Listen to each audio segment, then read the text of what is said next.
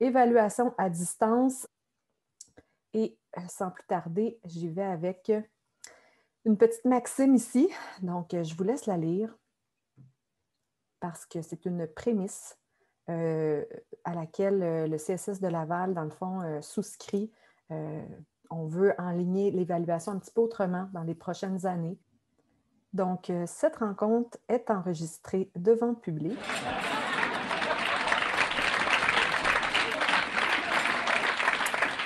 Et sera disponible dans la section webinaire du site Trousse numérique CSS de Laval. Alors, quelle est la plus grande peur des enseignants lorsqu'on parle d'évaluation à distance? C'est là que j'arrête de partager mon écran et que je veux voir vos mains levées. Qu'est-ce que seraient vos craintes, vos peurs, les premières réticences auxquelles vous pensez quand on parle d'évaluation à distance? Là, attention à utiliser la petite main bleue là, sous l'onglet participant Émilie. pour pouvoir lever la main. Oui, excusez, j'ai oublié de le dire. Émilie, tu peux prendre la parole. La première peur, c'est que les parents fassent le travail à la place de l'enfant. Christine, quelle était ta crainte ou ta peur par rapport à l'enseignement à distance, l'évaluation à distance? D'abord, moi, je suis au primaire, on a beaucoup de matières différentes à évaluer. D'habitude, on essaie d'avoir des traces beaucoup plus formelles des examens. Par exemple, 2 examens par matière, par étape, ou 2 travaux évalués, plus des observations qu'on a en classe. Donc là, je me questionnais, je m'inquiète de l'ampleur de la place de l'évaluation avec moins d'heures, puis ça va être plus compliqué un petit peu. Puis, ou dans l'autre sens, si on y va avec, on fait un seul examen, bien là, c'est la validité de la note qui me questionne à ce moment-là. Un seul examen pour une note au bulletin, puis là, on ne veut pas avoir de non-évalué non plus. On veut absolument des succès ou des échecs. Donc, avec des élèves qui seraient absents, qui auraient des conflits d'horaire de famille avec les ordinateurs, il nous manque une note, on n'en avait déjà pas beaucoup. Un mélange de tout ça, là, tout ce qu'on gère avec les notes et la validité. Très légitime. Merci beaucoup, Christine. C'est très légitime et je pense que tu es au bon endroit aujourd'hui parce qu'on va t'aider à répondre à ces questions-là. Merci. Spécifiquement. Merci beaucoup. Simplement vous montrer rapidement que nos références pour la formation d'aujourd'hui, on les a prises à plusieurs endroits. On a suivi des formations de la TELUC sur J'enseigne à distance, les fameuses formations. On s'est basé sur des documents du CETREC, du CEFARP aussi, donc le Centre franco-ontarien pour la réussite là-bas, donc nos collègues de l'Ontario. Le site web des dénominateurs communs de nos collègues du CSS de Laval ici.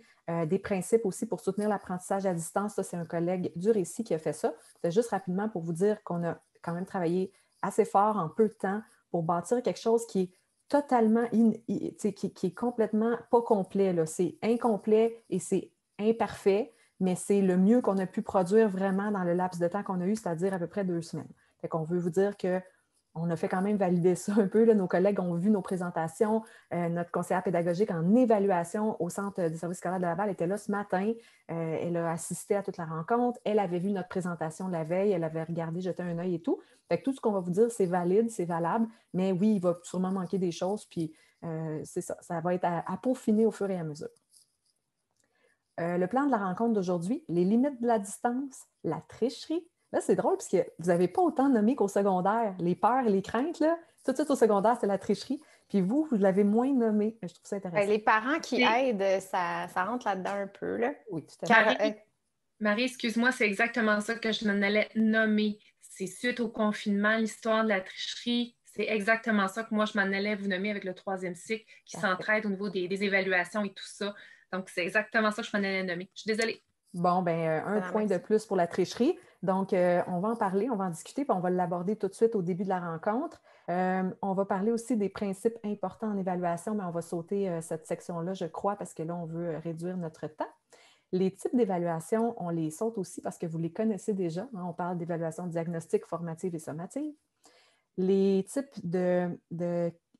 les types de questions, ça c'est important, on va les aborder. Les traces d'apprentissage et la triangulation, bien, vous allez voir, c'est super important, puis c'est là qu'on va avoir vraiment plein d'outils pour plein de tâches. Les critères de réussite, c'est important aussi, puis on va faire un bref résumé à la fin de la rencontre. Donc, les limites imposées par la distance, on commence avec ça. Écoutez, c'est clair qu'à distance, on est très limité. On parle d'accompagnement aussi des élèves. On a une inégalité, une inéquité dans l'accompagnement dont ils disposent. Donc, il y a des élèves dans certains milieux qui vont être très soutenus par leurs parents, d'autres trop soutenus, puis d'autres pas assez soutenus. Hein? Puis, c'est clair qu'on ne pourra pas aplanir cette inéquité-là, mais en offrant, dans le fond, un accompagnement, je dirais, générique de base aux élèves pour qu'ils puissent à tout le moins bien se connecter aux environnements numériques, etc., bien connaître nos modes de fonctionnement. Bien, si on s'assure de bien passer ce message-là aux élèves, bien, on vient de gagner des points. Et là, au primaire, avec les petits, c'est sûr qu'il faut que ça passe aussi souvent par les parents. Donc, il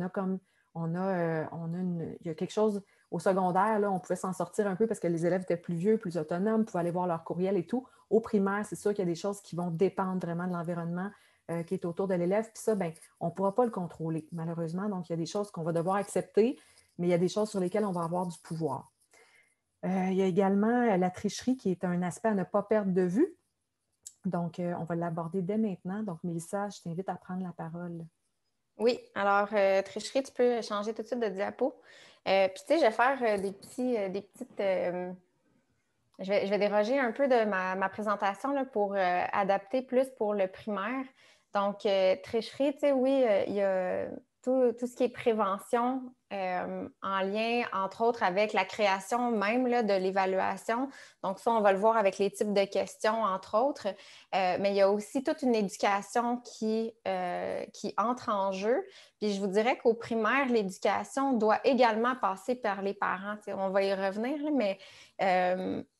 puis là, dans le fond, j'y avais pas pensé comme ça parce que, si vous ne le saviez pas, moi, je viens du secondaire, donc je n'ai pas le réflexe nécessairement de penser en termes de réalité au primaire, mais les parents prennent quand même pas mal de place, fait qu'il y a une éducation à faire auprès d'eux.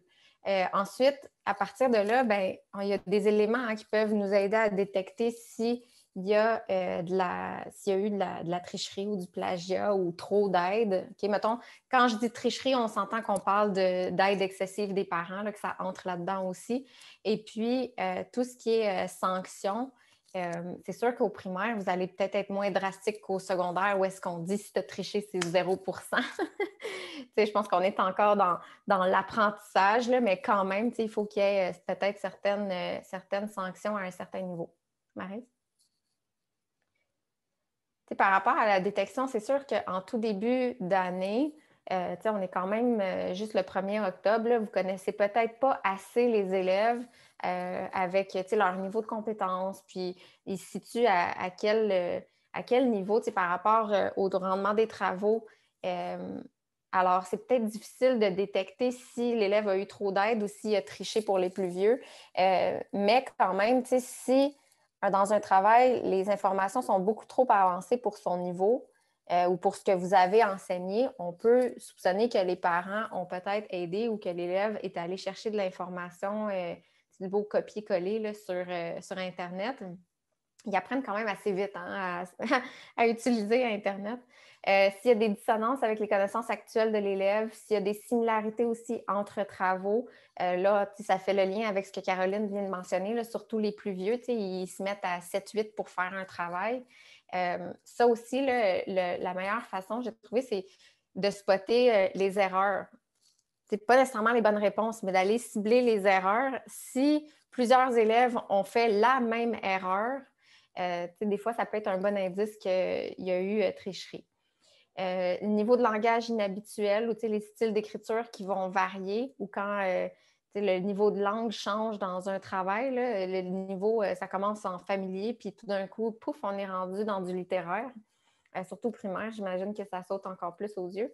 Si les structures sont douteuses aussi, la structure du texte se suit plus ou moins, puis quand les élèves font un copier-coller, surtout les tout-petits, même au secondaire, là, des fois, ils ne se rendent même pas compte qu'en copiant-collant, ben, ils copient des hyperliens qui ne fonctionnent pas ou qui n'ont carrément pas rapport avec leur travail. Alors, ça, c'est tous des petits indices là, pour peut-être plus en termes de projet, là, quand ils ont un travail à long terme à faire ou s'ils doivent faire un petit travail sur un roman, peu importe. Là.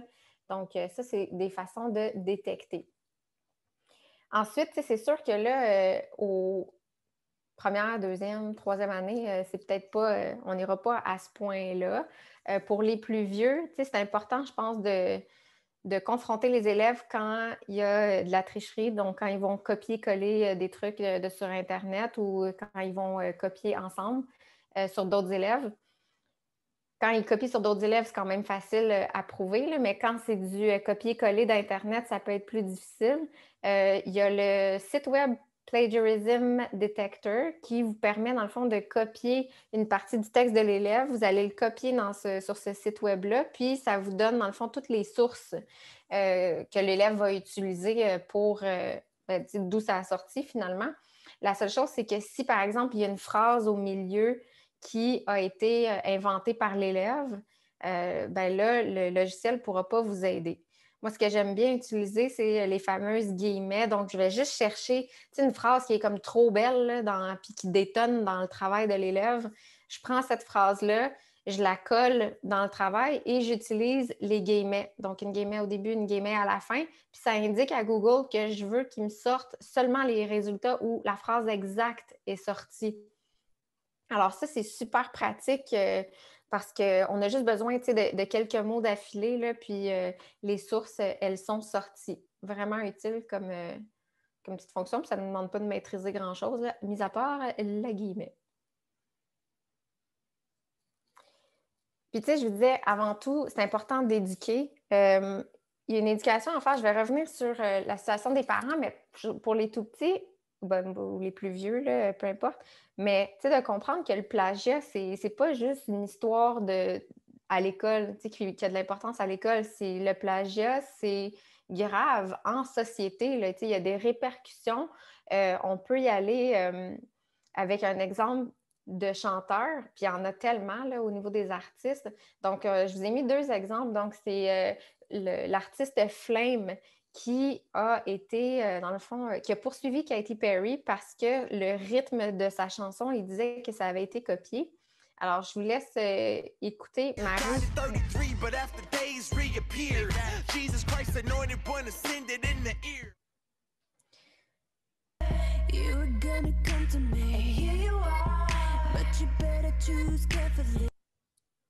Donc, tu sais, il y a le rythme, en tout cas, qui est semblable.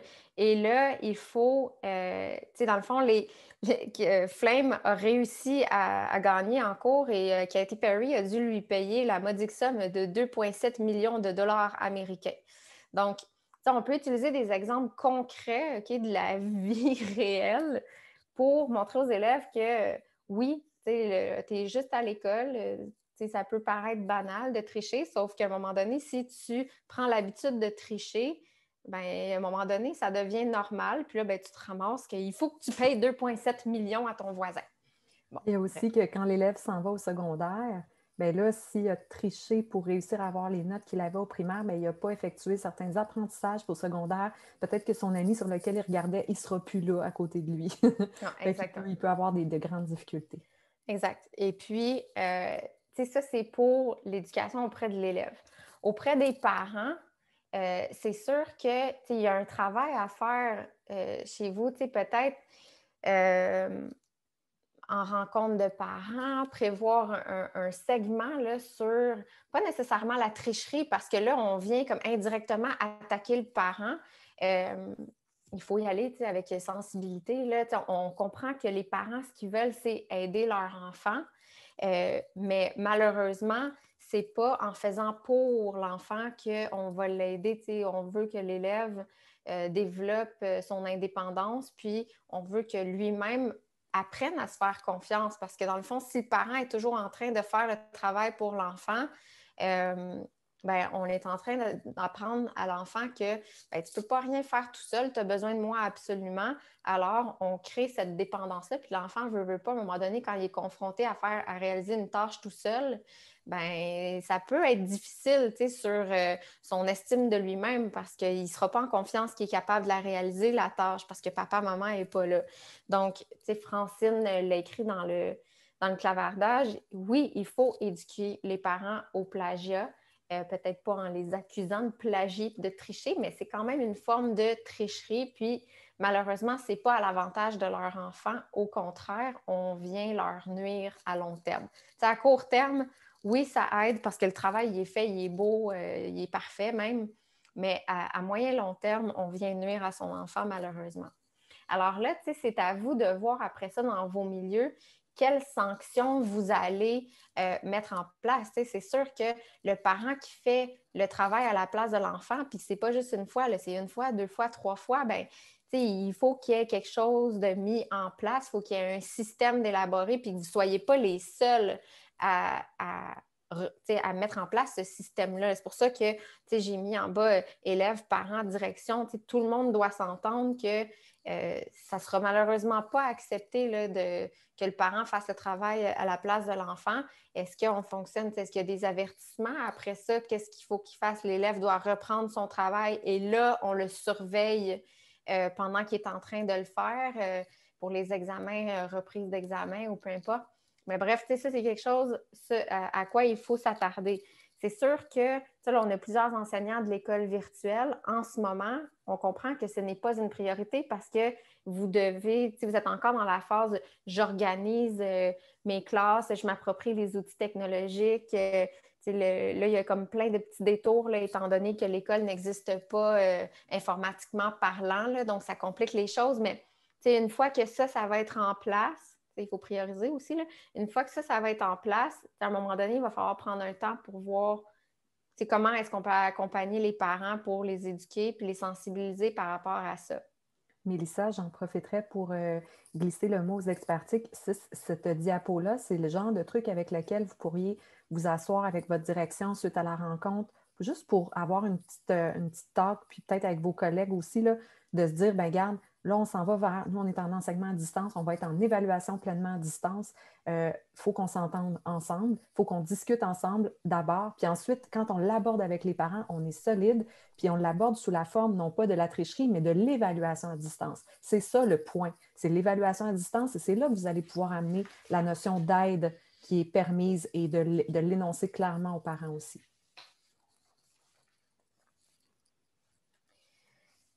Par rapport à la prévention, c'est sûr que la façon la plus efficace, la plus simple, c'est vraiment au moment de créer l'évaluation.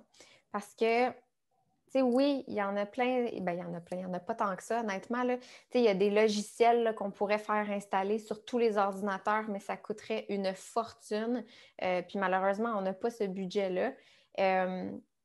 Pour qu'on puisse verrouiller l'ordinateur à distance de l'élève, il ne faut pas qu'il puisse sortir d'Internet. Puis, même à ça, qui dit que l'élève n'aura pas son cellulaire en dessous et qu'il ne sera pas en train de texter ses amis pour avoir les réponses.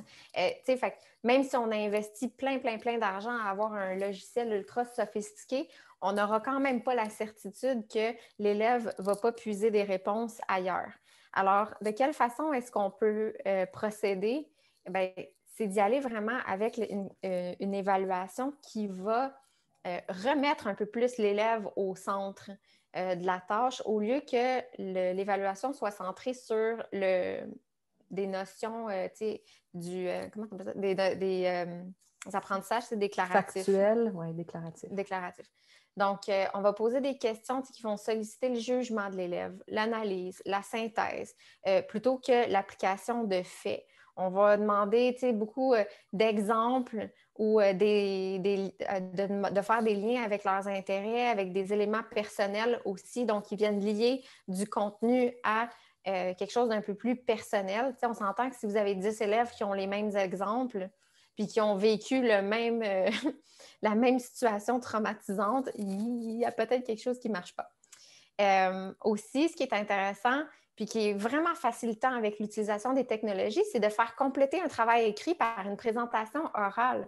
Donc, on a une portion écrite, une portion à l'oral. On a des super beaux outils techno là, pour avoir des captures vidéo des élèves en train de parler. Puis là, vous allez voir, au début, les élèves vont être gênés. Ils vont dire « Ah, j'aime pas ça, je suis gênée ». Mais ils vont s'habituer, ça ne prend pas de temps.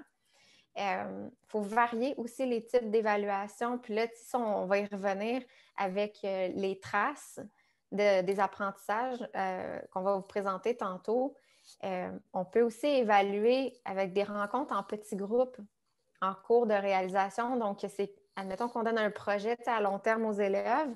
Bien, à certains moments, on a des petits groupes qui vont échanger sur où est-ce qu'ils sont rendus dans leurs travaux, puis nanana. Puis ça, on peut le faire de façon synchrone ou asynchrone, là. C'est soit que le prof est présent dans le sous-groupe puis qu'il écoute les élèves en train de discuter puis qu'il les questionne, ou que les élèves se rencontrent eux-mêmes en petits groupes puis ils filment leur... dans le fond, ils enregistrent leur rencontre en virtuel puis ils vous l'envoient. Construire des examens de synthèse. On y revient-tu?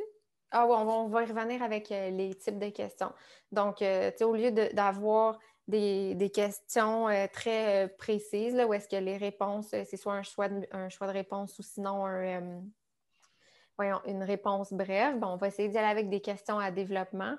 Et puis, exprimer clairement aux parents quel type d'aide on s'attend de leur part. Parce que là, on s'entend qu'on leur dit, il faut que vous aidiez votre enfant. Mais peut-être être plus explicite dans ce qui est attendu. Est-ce qu'on veut que vous les aidiez, mais sur le plan technologique, mais par rapport à la tâche, par exemple, là, il faut que vous vous reculiez un peu plus. Donc, oui, on veut que les parents aident, mais il faudrait expliciter de quelle façon on souhaite que les élèves soient aidés.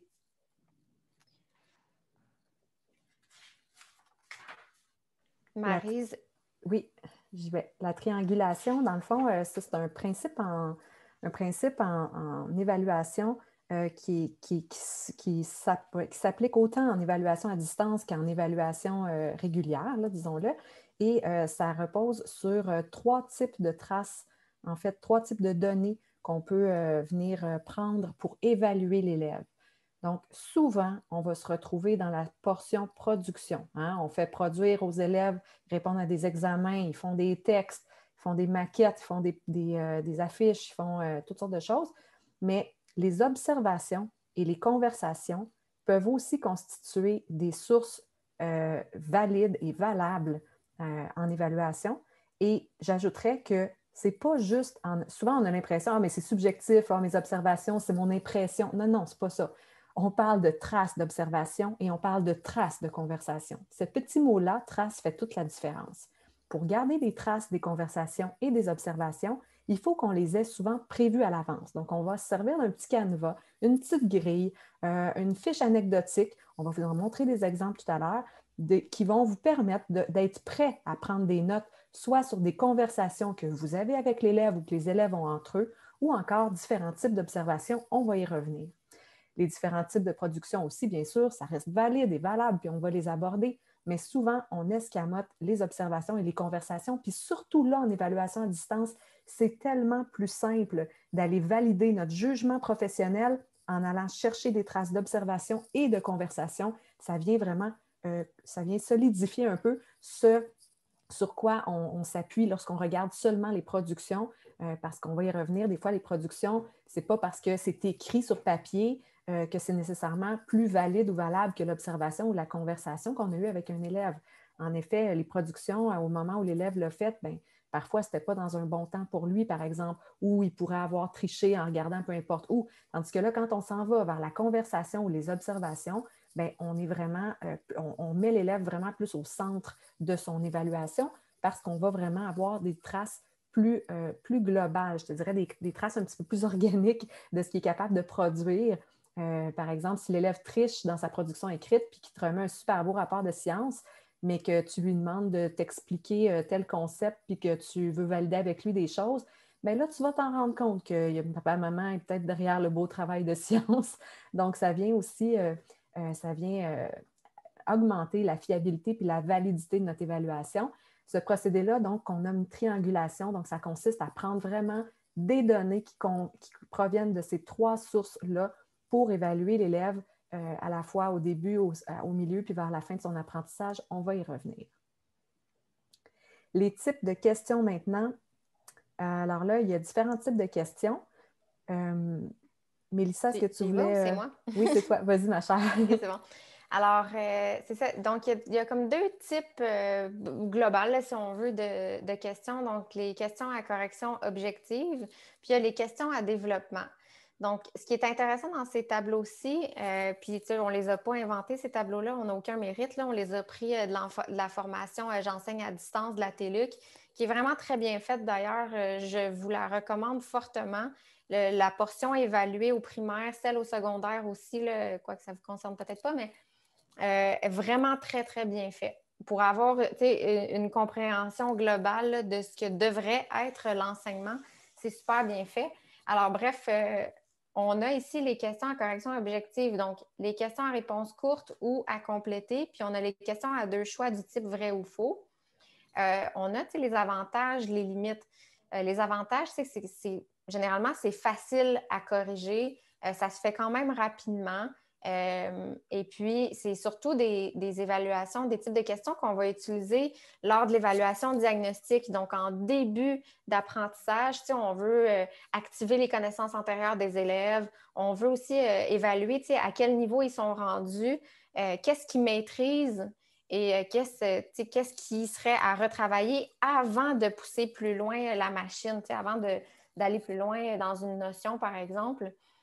Donc, ça, c'est intéressant. Également, pour l'évaluation formative en cours d'apprentissage, encore une fois, ça nous permet de prendre le pouls de où sont rendus les élèves. Donc, il y a plusieurs outils. Maryse, fais juste changer de... Parce qu'il y en a 2 autres types, là. Donc, il y a les questions de pairage, donc d'association, puis les questions à choix multiples qu'on connaît très bien. Ça, c'est le genre de questions que... Pour les outils, honnêtement, on n'a pas besoin d'en maîtriser 53. S'il y en a un que je préfère, c'est Google Formulaire. C'est sûr, j'ai utilisé Socrative avec les élèves. J'ai utilisé aussi les Kahoot, Clickers. C'est vraiment le fun. Sauf que si on veut maîtriser un seul outil qui est complet, pour lequel la correction se fait rapidement, efficacement, qui permet également de faire de la rétroaction. Je vous dis 100 fois que j'utiliserai Google Formulaire. On a plusieurs tutoriels sur notre trousse. Et puis, c'est vraiment le fun parce qu'on peut tout faire. Je peux même intégrer une vidéo dans mon Google Formulaire. C'est vraiment, vraiment bien. Fait que, pour ce type de questions-là, en évaluation diagnostique puis en évaluation formative, c'est vraiment mon outil préféré.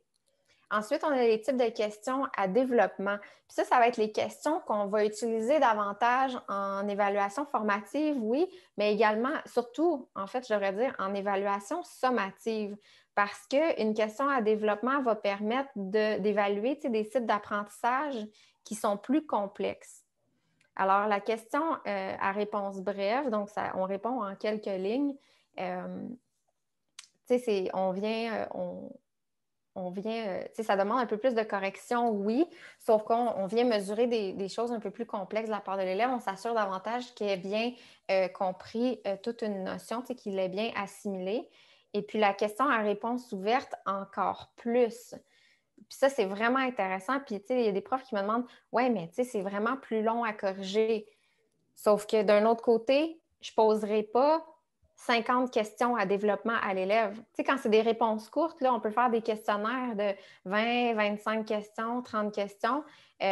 Tandis que si je lui pose une question à développement, ben je vais en poser 1 ou 2, pas plus que ça, peut-être 2 ou 3, pas plus que ça.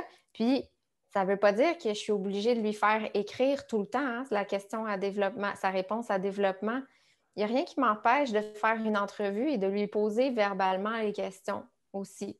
OK? Ça, on va y revenir avec les traces, mais une question à réponse ouverte, ce n'est pas toujours de façon écrite qu'on peut recueillir nos réponses. Peut-être juste spécifier à ce moment-ci que dans les limites, ça nécessite la préparation d'une grille de correction, ces types de questions-là. Ouais. Parce que si on se fie juste à notre jugement, puis je vais regarder la réponse à peu près, puis je vais mettre 4 sur 5 pour cette question-là.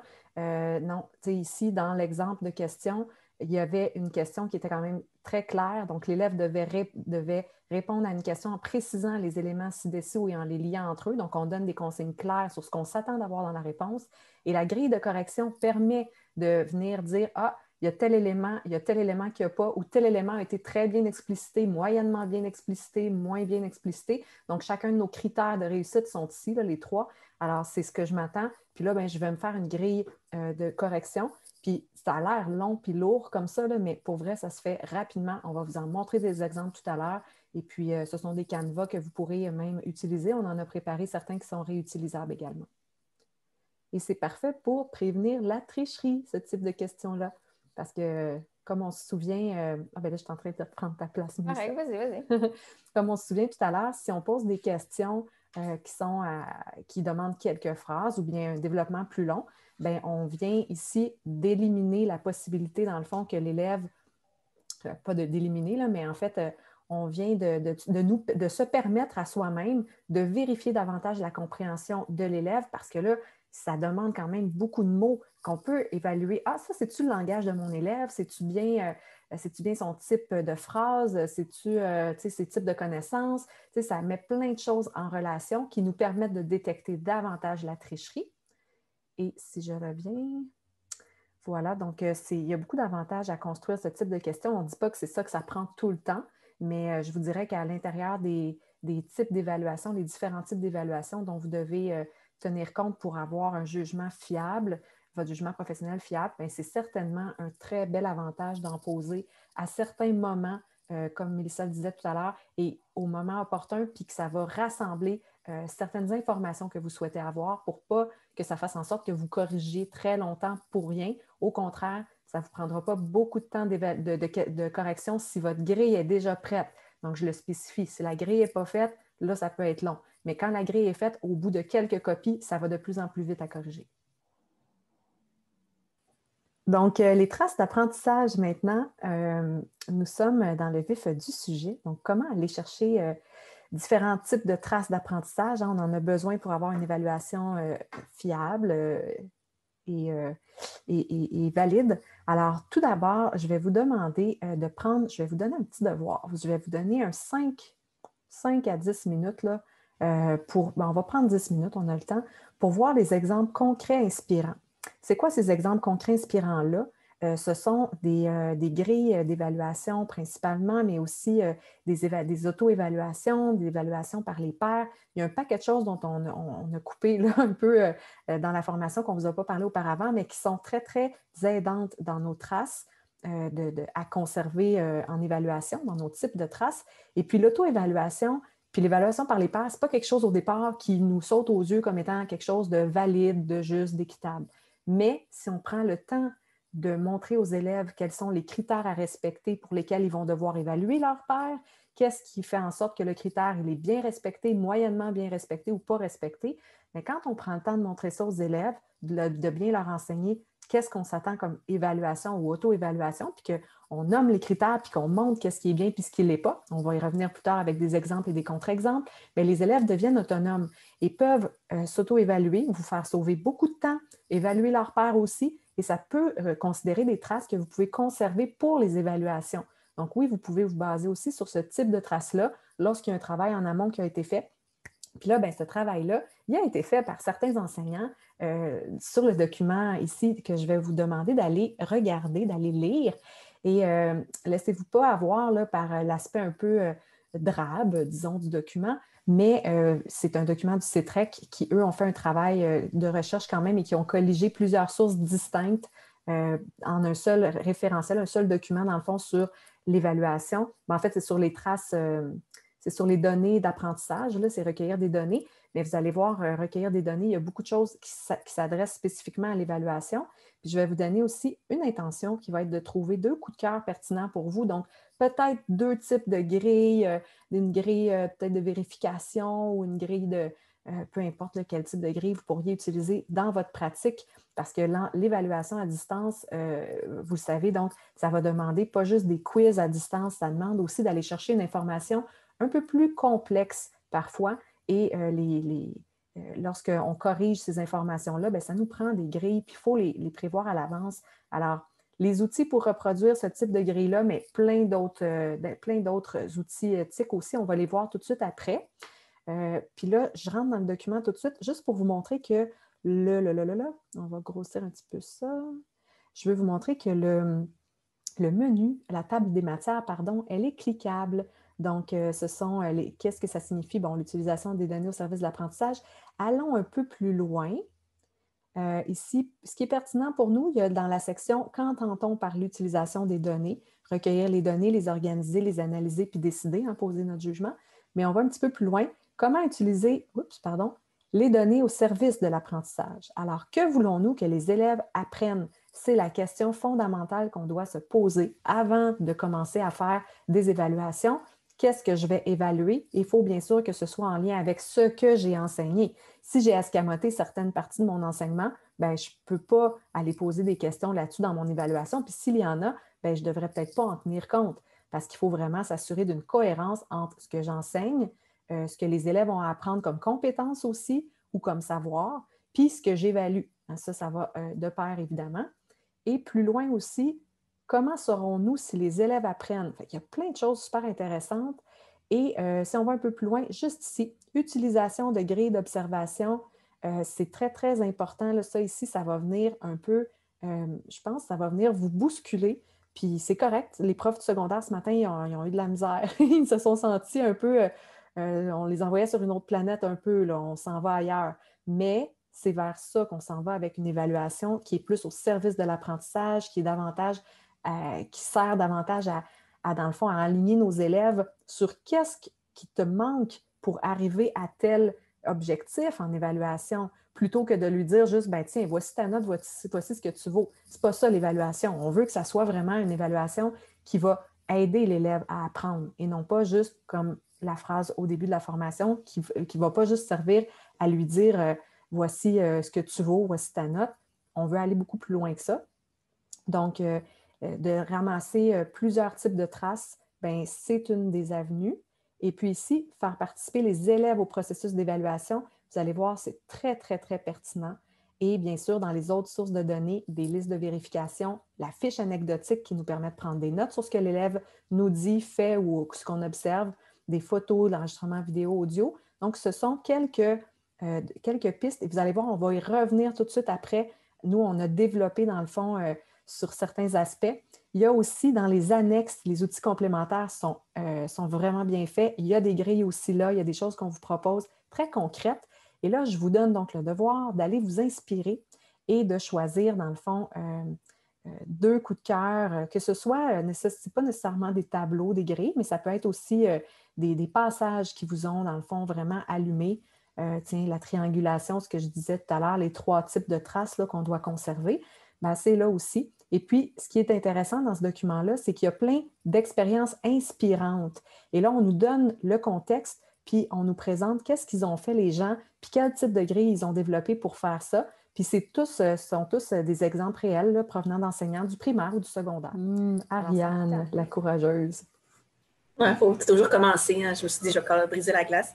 J'ai pas eu assez de temps là, déjà que de lire. Là, j'étais comme, OK, j'essaie de lire le plus d'informations possible. Puis là, tu essaies de lire vite, mais tu manques un mot, puis là, tu recommences ta phrase. Mais c'est vers la fin, dans les annexes, c'était 1.4, je pense, exemple d'exploration d'outils. Moi, j'aime bien ça quand c'est un tableau, là, puis que tout est dedans. Là, il y avait des exemples d'outils que tu peux utiliser. Là, c'était vraiment là, à la fin, 1.4.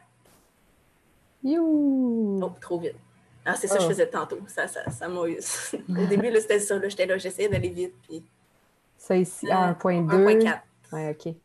Ah oui, un exemple d'exploration d'outils permettant la consignation de données. OK, oui, ça, c'est dans le fond, c'est un tableau comparatif de différents types d'outils. C'est ça.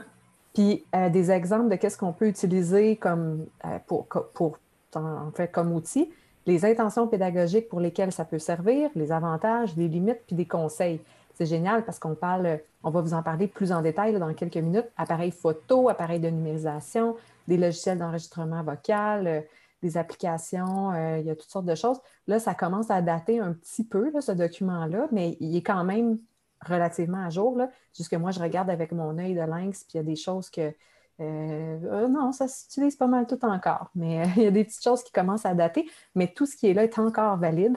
Donc, effectivement, c'est un super beau travail de comparaison. C'est quelque chose qu'on peut regarder entre collègues, tu sais, sans même connaître les outils, là, mais on peut regarder ça entre collègues puis se dire, bon, mais qu'est-ce que j'ai le goût d'utiliser, moi, comme type d'outil, selon mes intentions pédagogiques, selon aussi les avantages et les limites qu'offre chacun. Puis je vais aller investiguer davantage sur ceux qui me plaisent selon mes intentions puis avantages, les avantages et les limites. Merci, Ariane. Est-ce que tu avais autre chose ou on passe au suivant? Non, je n'avais pas d'autre chose. Super, merci beaucoup. Ben, c'était juste l'intention, c'était pas de tout le lire non plus. Hein, c'est un survol, là, je comprends que ça ne vous a pas laissé beaucoup de temps. La prochaine personne, ce serait qui? Mélissa ou Patrick? Annie Lévesque. Bonjour, Annie. Bonjour. Oui, moi, ce qui m'a marqué, c'était beaucoup aussi les outils qui étaient numériques, là, qui nous permettaient l'évaluation, là, comme les photos, les enregistrements, puis tout ça, que je fais de plus en plus, filmer les élèves, envoyer, que ce soit aux parents, que ce soit qu'on les réécoute ensemble, on s'encourage avec ça, on voit où est-ce qu'on fait nos erreurs, puis ça nous permet de ne pas le refaire aussi. C'est juste que c'est un changement de pratique, de travailler avec notre téléphone pour filmer les élèves ou avec un iPad. Puis des fois, je trouve qu'on n'a pas les outils encore à notre disposition pour le faire. Fait qu'on travaille avec nos propres outils. Puis c'est correct, c'est accepté. Mais avant, on cachait nos cellulaires, là, moi, quand j'ai commencé, parce qu'on n'avait donc pas le droit de faire ça. Puis là, avec nos cellulaires, moi, je leur montre que c'est un outil de travail.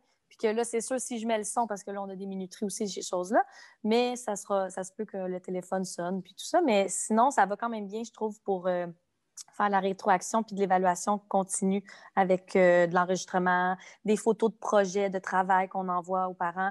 Ils sont moins surpris. Puis je trouve que l'évaluation formelle, sommative, là, qui est stressante, les enfants sont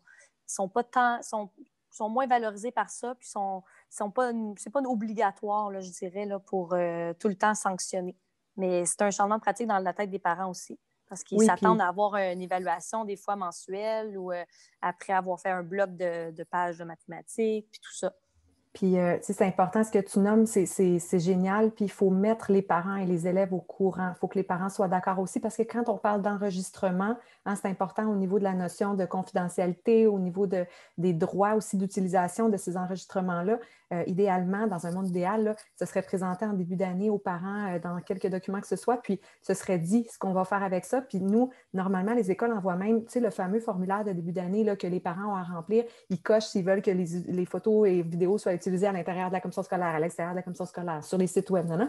Bien, ce serait le genre de truc qu'on pourrait adapter puis qu'on pourrait juste, tu sais, puis c'est pas obligé d'être cette feuille-là, ça peut en être une autre de votre cru, mais que ça demande l'autorisation. J'en discuterai, moi, avec votre direction, puis surtout, mettons, à l'école virtuelle, c'est quelque chose que je pense qu'il faudrait, du niveau éthique, là, qu'il faudrait adresser, parce que, tu sais, présentement, je me trompe peut-être, mais je ne crois pas que ce soit permis en tant qu'enseignant d'enregistrer nos élèves.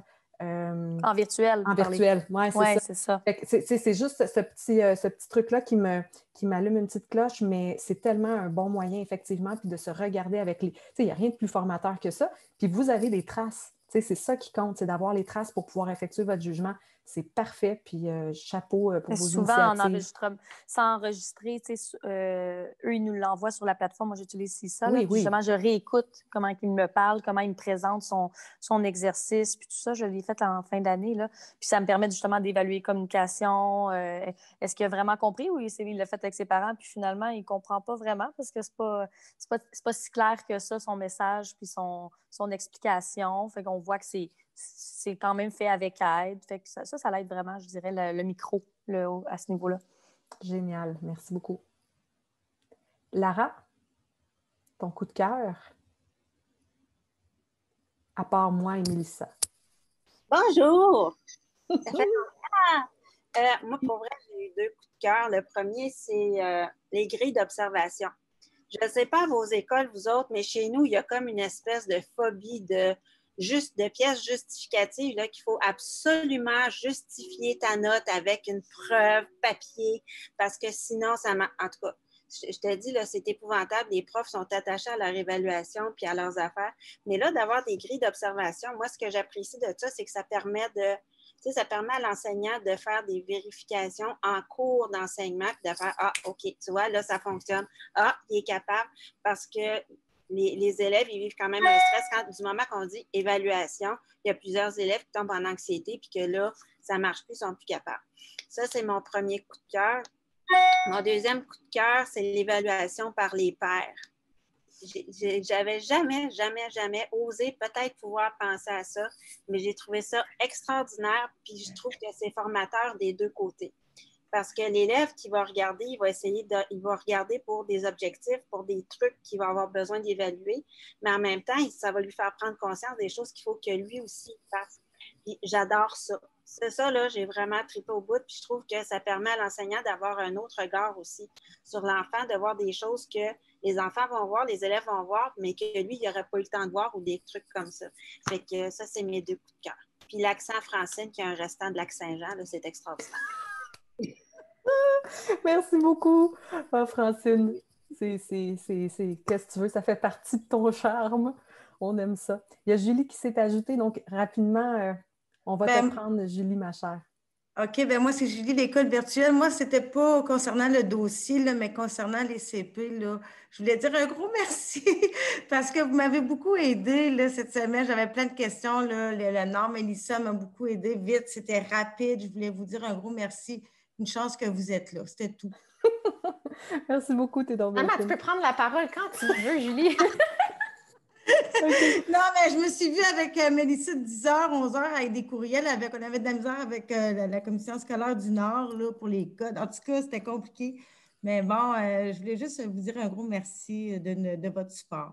Hey, ça fait plaisir. Merci aux gens dans le clavardage aussi qui ont même ajouté du contenu, des coups de cœur, des choses. On vous lit, c'est génial. Mon Dieu, je me sens comme une animatrice de Téléthon. On vous lit, ça va bien.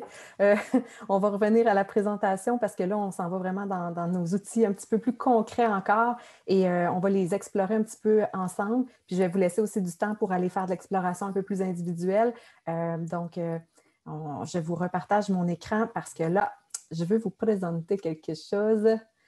Ça ici, dans le fond, tu sais, tantôt, on a dit qu'il y avait 3 grands types de traces. Il y avait les traces d'observation qu'on peut consigner puis qu'on peut conserver pour l'évaluation. Il y a des traces de conversation, puis il y a des traces de production. Puis que souvent, on utilise des productions. Hein. C'est dans notre triangle, tantôt, dans notre beau triangle, la triangulation qu'on appelle. Il y a ces 3 types de traces-là. Puis pour chacun de ces types de traces-là, il y a chacune, c'est ça, les traces de conversation, production. Donc, pour chacun, il y a des exemples ici de stratégies d'évaluation qu'on a mis à gauche, des traces à recueillir qu'on a mis au centre et les outils numériques avec lesquels on vous propose de procéder. Ceci dit, dans un souci d'efficacité, d'efficience et de clarté, on vous propose les outils, principalement des outils Google, d'autres aussi qu'on trouve extrêmement pertinents, mais qui sont simples à mettre en place. Donc, par exemple, ici à gauche, pour chacune des stratégies qui sont là, pour ce que je pourrais observer chez mes élèves, ce pourquoi je pourrais garder des traces, il y a les observations des élèves en travail d'équipe. Parce que c'est sûr, si je les mets dans des salles, là, tu vas me dire, mais Marie, il faudrait bien que Meet le permette. il y a une façon alternative là, de faire des salles avec Meet. Là. Je pense que je ne vous ai pas encore envoyé le lien d'ailleurs, mais je me promets de le faire. Dans Zoom, c'est possible aussi, là, si vos élèves n'ont pas de Chromebook, évidemment. Les présentations qu'ils peuvent faire, nos élèves, pendant des débats qui peuvent avoir lieu entre eux, pendant des démonstrations qu'ils pourraient faire aux autres aussi, ou des jeux de rôle même. Bien, toutes ces traces, on peut faire ça, surtout au primaire, on parle avec les plus petits aussi, là. On va recueillir des traces et les traces qui sont au centre peuvent s'appliquer à n'importe laquelle des stratégies d'évaluation à gauche. C'est juste qu'il y a des petites lignes qui les séparent pour les lier un petit peu avec les outils numériques auxquels ils se rapportent. Par exemple, on parle de grille d'observation. Mais comment on fait pour créer une grille d'observation? J'ai ici un lien vers deux petites vidéos, en fait, que notre CP en français, Geneviève East, a faites pour créer une grille d'évaluation dans Classroom. Et là, c'est une grille critériée. Donc, on a des fameux critères. Et puis là, par exemple, si mon premier critère, c'est, je ne sais pas moi, l'élève démontre une compétence, la compétence à justifier son point de vue. Bien là, il va y avoir dans la section A, l'élève le démontre, là, je dis n'importe quoi, le démontre très, très bien, le démontre bien, ne le démontre pas, là, je dis n'importe quoi, mais ça va être plus spécifique que ça. Puis vous allez pouvoir venir à ce moment-là, en corrigeant les élèves, bien, venir utiliser cette grille d'évaluation-là qui est critériée, mais qui est déjà dans Classroom, que vous faites à l'intérieur de Classroom. Et la beauté de les créer là, c'est que vous pouvez les réutiliser, ces grilles-là, pour différents travaux. Donc, c'est comme si on peut comme la copier, si on veut, là, puis la réutiliser. C'est vraiment intéressant. Il y a aussi des grilles d'auto-évaluation. Là, j'en ai fait une ici, là, mais tu sais, c'est rien, là, je veux dire, je l'ai faite rapidement, mais c'est un format Google Doc. Donc, ce que ça vous permet de faire, c'est que lorsque vous pourrez cliquer sur le lien, bien, si vous faites Fichier puis créer une copie, ça vous en fait une copie dans votre propre disque Google et vous pouvez la modifier puis faire tout ce que vous voulez parce qu'elle est à vous. Puis ici, ce que vous voyez au centre, bon, j'ai respecté la ponctuation, j'ai lu en regroupant les mots correctement, j'ai lu avec expression, j'ai lu les mots de façon exacte. C'est une auto-évaluation. Puis là, l'élève pourrait venir colorier le petit bonhomme qu'il veut ou venir mettre de la couleur, il peut venir surligner si on veut le faire vraiment en virtuel, pas le surligner, excusez, ça va être le remplir, hein, parce que ça a l'air que ça ne fonctionne pas si je veux le surligner. Donc, je pourrais aller remplir mon petit bonhomme sourire avec de la couleur. Là, je n'irai pas jusque-là, mais juste pour vous montrer, bon, c'est quelque chose que vous pouvez donc reproduire et utiliser. La même chose avec une fiche anecdotique. Une fiche anecdotique, c'est qui tout à l'heure? C'est qui me disait qu'il faisait ça à la main, un élève à la fois dans Doc. Donc, le nom d'élève, la date, l'activité, les observations, puis moi, mes inférences ou interprétations par rapport à mes observations sur telle activité. C'est une petite fiche anecdotique. Mais si je ne la veux pas sur Google Doc, bien, je peux la mettre sur Excel, ma fiche anecdotique. Donc, ici, ce que j'ai, ça a l'air gros, là, mais tout ça, vous pouvez vous faire une copie hein, quand vous allez dans Fichier, créer une copie. J'ai un autre exemple de fiche anecdotique pour voir tous mes élèves sur un même fichier. Donc, ça, c'est un sheet, comme un Excel. J'ai le nom de l'élève. Par exemple, si j'ai 4 dates où je veux prendre des observations, je veux prendre des notes parce que là, je veux avoir une démonstration de ce que mon élève est capable de faire. Je fais ça soit par entrevue individuelle, 15 minutes sur un Meet ou encore peu importe, là. Et là, c'est une observation. Donc, est-ce que, là, ici, c'est sur un texte. Est-ce que le texte d'élève a un début, un milieu, une fin? Est-ce qu'il a bien divisé le texte en paragraphes? Là, je pourrais prendre des notes à ce moment-là pour chacun de mes critères qui est en haut. Puis, j'ai mon autre élève tout de suite en bas. Et comme ça, j'ai un paquet de... En fait, ce que j'ai fait, c'est que j'en ai juste fait un exemple comme ça ici, que j'ai sélectionné, puis j'ai copié-collé à l'infini, puis j'ai changé le nom des élèves. Ça m'a pris à peu près 5 minutes, là, faire ça. Donc, vous pourrez vous en faire une copie si vous voulez. Puis là, j'ai mis le groupe ici en bas. Ce qui est le fun, c'est que ça, c'est plus pour le secondaire ou pour les spécialistes au primaire. Si vous avez plusieurs groupes, bien, vous faites un clic droit, puis vous copiez, vous dupliquez, voilà, vous dupliquez la feuille. Puis voilà, maintenant, il reste juste à modifier le nom du groupe. Fait que si je modifie, je double-clique, je change le nom. Et j'ai comme ça des copies distinctes qui me permettent d'aller écrire pour chacun de mes groupes. Ici, j'en ai fait un avec une liste à cocher. Donc, est-ce que son texte a un début, un milieu, une fin? Oui. Est-ce ici, il n'y avait pas de milieu, son texte, là. Ici, est-ce qu'il l'a bien divisé en paragraphes? Cette journée-là, oui, mais l'autre, non. Donc, on peut venir comme ça inscrire. Fait que là, vous voyez que si j'ai 4 évaluations en cours d'étape sur un texte, bien, ça me donne quand même une bonne idée de ce que mon élève va avoir à améliorer parce que je vais pouvoir observer. Donc, c'est vraiment ça, une grille d'observation. Ça va me permettre pas juste de poser un jugement puis de le faire sur une seule copie, mais ça me permet de voir comme chacune des copies en même temps. Donc là, je peux évaluer, faire un petit jugement pour voir si mon élève est constant, voir sa progression, etc. Ça me permet donc de faire ça. Puis, je cesse tout de suite de vous montrer tout ça parce que je vais vous laisser du temps pour aller l'explorer. Alors, ici, c'était pour les traces d'observation. Soit dit en passant, notre enseignante d'anglais qui cherchait un outil pour les enregistrements vidéo des élèves, c'est vraiment vers Flipgrid que vous irez. C'est vraiment, vraiment un outil très, très, très bien fait. Et puis, j'ai accompagné des équipes enseignantes d'anglais au secondaire avec ça l'année passée et elles ont carrément tripé là, tellement ça a changé leur façon d'enseigner et puis ça leur a permis de l'utiliser à plein de sauces. En gros, ce que c'est Flipgrid, c'est bon aussi pour tous les enseignants, là, soit dit en passant, mais c'est une façon d'utiliser la vidéo pour pouvoir envoyer ça sur une plateforme. Et là, l'élève, il télécharge l'application Flipgrid, il se filme et puis il va pouvoir le renvoyer directement à l'enseignant. Puis les élèves peuvent voir les vidéos des autres si vous déterminez qu'ils peuvent les voir et ils peuvent réagir et rétroagir. Donc, ils pourraient même s'enregistrer en anglais pour réagir à la vidéo d'une personne. Et pour ça, bien, l'enseignant doit déterminer au départ un topic, un sujet, peu importe. Là, il doit déterminer comme une question de départ ou quelque chose. Et là, les élèves ont une tâche à créer. Donc, l'enseignant donne comme une consigne dans Flipgrid. Puis, il peut, dans le fond, utiliser ça. Et ça s'utilise très bien avec Classroom. Donc, voilà mon petit lien avec Classroom. Et puis là, l'enregistrement vocal pour les enseignants de musique, Vocaroo, qui est un très bel outil. qui va permettre aux élèves de faire des enregistrements soit vocaux ou d'instruments et tout ça, puis de pouvoir, ça génère un lien Internet à la fin, puis l'élève l'envoie à l'enseignant. Donc ça, c'est quelque chose qui est très simple aussi à faire. Alors, traces d'observation, conversation, vous allez voir, il y a des choses qui se ressemblent ou qui se recoupent, mais il y en a d'autres aussi qui sont différentes. Et finalement, dans les traces de production d'élèves, bien là, qu'est-ce que nos élèves peuvent faire?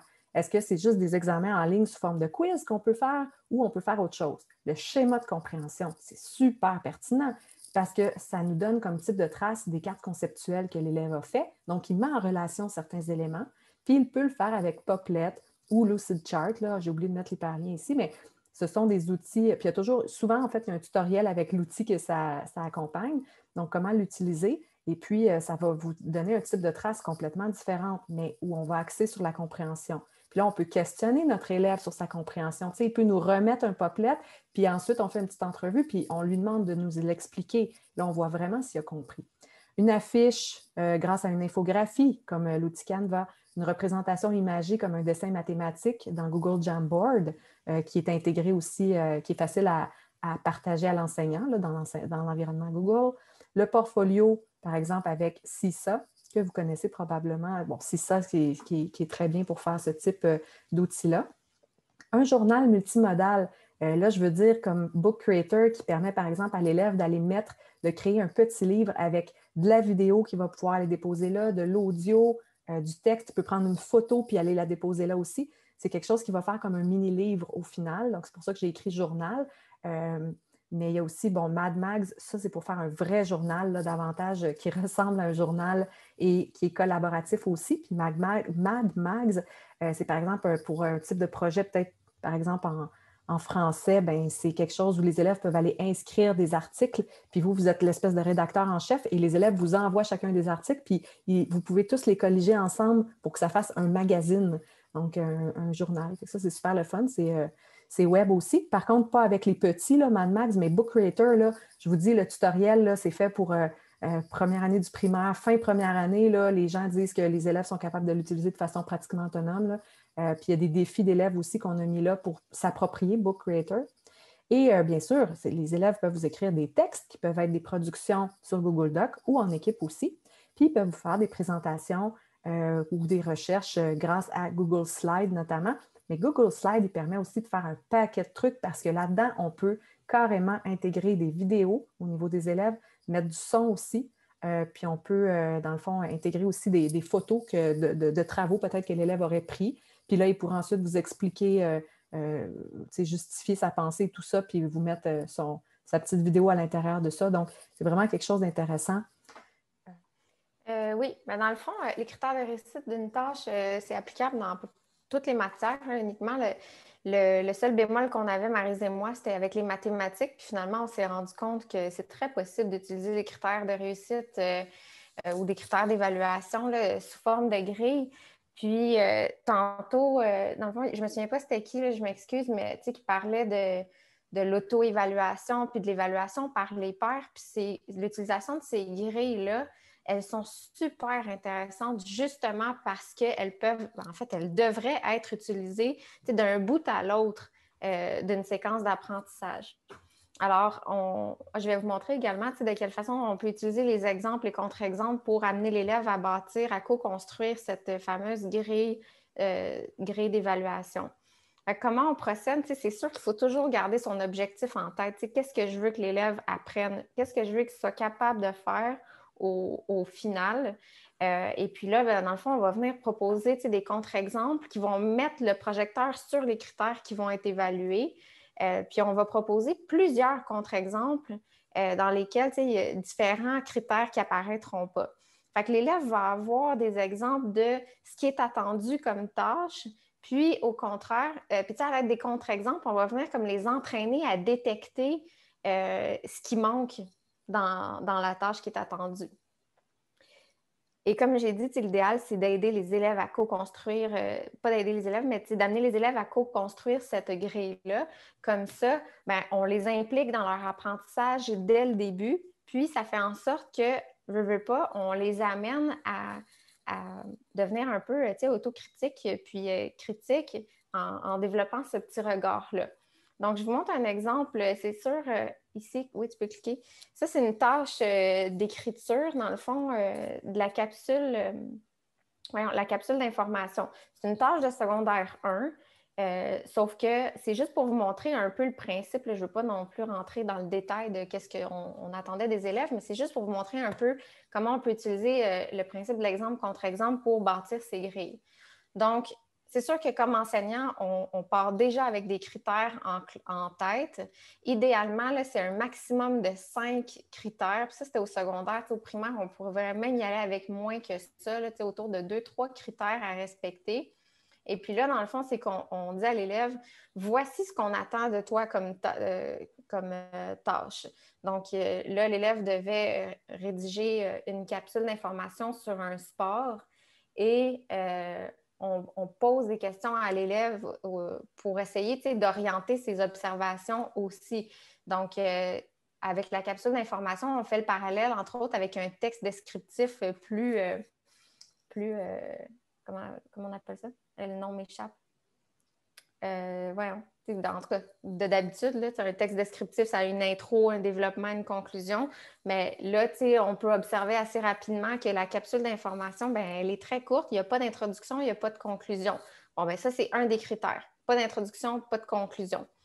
Alors, ça, tranquillement, on amène l'élève à observer ces critères-là. Et là, on commence avec un contre-exemple. Donc, cet exemple-là, on lui dit, il n'est pas bon cet exemple-là.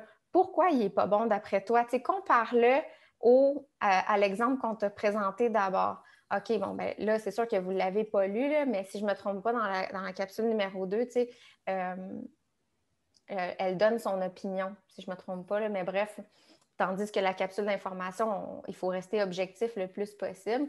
Alors, tranquillement, là, si on voit que les élèves stagnent, on pose des questions aux élèves pour les orienter, pour qu'il y ait le sentiment qui est vraiment contribué à l'élaboration de la grille.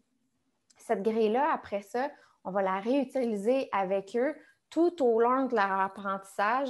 En évaluation formative, on utilise cette grille-là. Puis après ça, en évaluation sommative, on vient utiliser les mêmes grilles.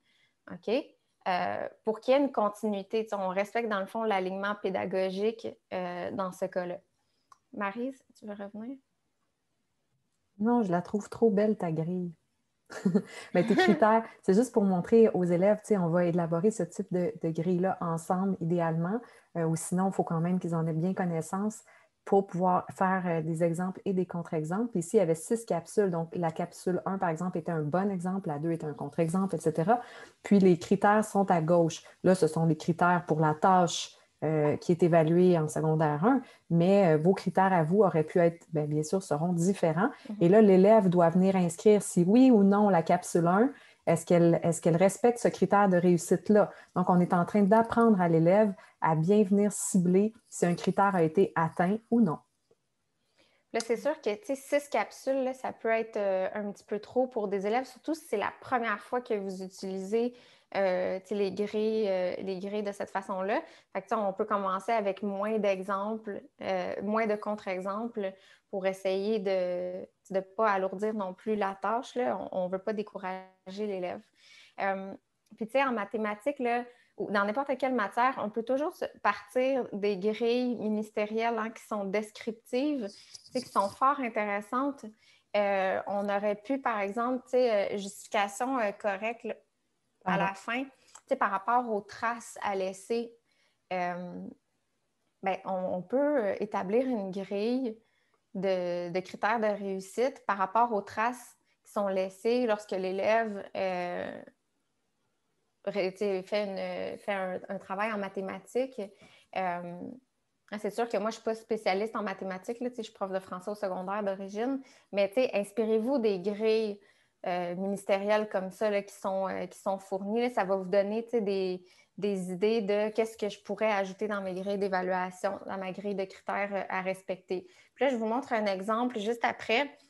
Dans le fond, c'est que quand on utilise les grilles de critères de réussite avec les élèves, on ne veut pas leur donner trop d'options, OK? Dans le sens où c'est soit que tu as respecté le critère ou tu ne l'as pas respecté, ou sinon, la dernière option, c'est que tu l'as respecté, mais il faudrait que tu l'améliores, par exemple. Fait que là, on avait une diapositive où est-ce qu'on avait des questions à se poser comme prof, à savoir est-ce que les preuves d'apprentissage que j'ai recueillies sont pertinentes ou pas. Fait qu'on a décidé de la retravailler pour en faire une grille de critères de réussite.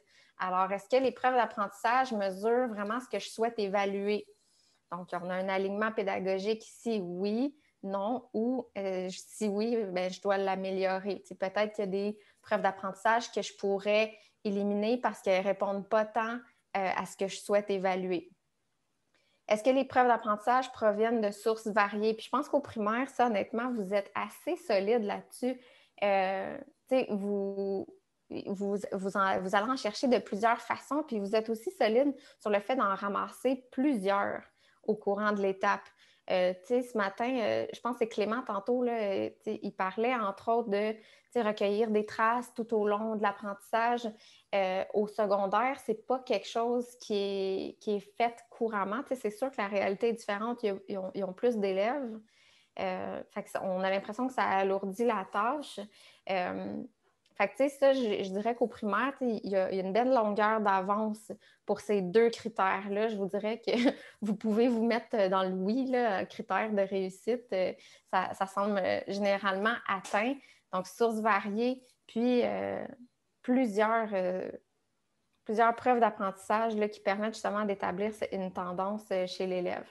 Puis finalement, c'est le dernier point qu'on oublie souvent parce qu'on se dit « Ah, c'est une perte de temps, là, faire la grille d'évaluation avec l'élève, je vais juste leur donner. » Mais engager l'élève dans l'organisation de ces preuves d'apprentissage, la cueillette, engager l'élève aussi lors de la création des grilles d'évaluation, c'est vraiment payant parce qu'après ça, l'élève va être en mesure d'utiliser cette grille-là pour s'auto-évaluer, s'auto-réguler, pour évaluer les pairs aussi, faire de la co-évaluation, puis après ça, suggérer des pistes, par exemple, à son ami, à son camarade de classe pour qu'il s'améliore également. Fait que, c'est vraiment payant à long terme. À court terme, on a l'impression de perdre du temps, mais à moyen long terme, par exemple, c'est très gagnant. Puis plus on va habituer les élèves à utiliser des grilles de ce type-là, bien, plus ils vont devenir autonomes. Puis, tu sais, si on est en évaluation à distance, cette espèce d'autonomie-là, ce moment que l'élève va prendre pour s'arrêter puis repenser à ses apprentissages, bien, ça fait en sorte qu'il va être capable de progresser davantage, surtout s'il est à la maison tout seul devant son ordinateur puis qu'il n'y a pas de prof à portée de main. Fait que, ça, c'est un outil qui vaut la peine d'être découvert, utilisé, puis à grande échelle là, quand même. Est-ce que, Mélissa, là, on ne l'a pas abordé parce qu'on avait supprimé certaines slides, mais au niveau des évaluations, parce que c'est vraiment central là, comme concept, est-ce qu'on doit évaluer tous nos élèves lorsqu'on fait une évaluation? Ce que la recherche nous dit, ce que le ministère nous dit également, c'est que non, on n'est pas obligé d'évaluer tous nos élèves tout le temps. L'emphase devrait, le suivi plus serré devrait être fait davantage avec les élèves qui sont vulnérables parce qu'ils ont besoin d'un support supplémentaire. Puis, l'évaluation en cours d'apprentissage nous permet justement de déterminer les besoins plus spécifiques en lien surtout avec les élèves qui sont en difficulté. Je pense encore une fois qu'au primaire, on a un peu plus l'habitude de faire, de procéder de cette façon-là, tandis qu'au secondaire, on a vraiment l'impression que si je dis A à un élève, il faut que je dise A à mes 198 élèves. Mais non, on n'est pas obligé d'évaluer tous les élèves tout le temps en évaluation formative. Là. On peut y aller selon les besoins. Merci, ma chère. Et ça ne vient pas de nous, hein, ça. Non, c'est ça. C'est pas nous qui vous disons ça parce qu'on a envie. Non, parce qu'on peut conserver des traces, on conserve des traces de travaux, etc. Puis ça nous permet de poser un jugement. Donc, les cocos qui vont très bien, mais pourquoi plutôt pas leur proposer des tâches à leur niveau et puis conserver les évaluations pour les élèves avec lesquels on a besoin d'en savoir plus. ça peut être une belle option. Ceci dit, éventuellement, bien sûr, ils doivent être évalués là, tous, mais pas tout le temps, tous les élèves. Donc, ça peut être vraiment de façon souple, de façon flexible. Alors, voilà, le petit message est passé.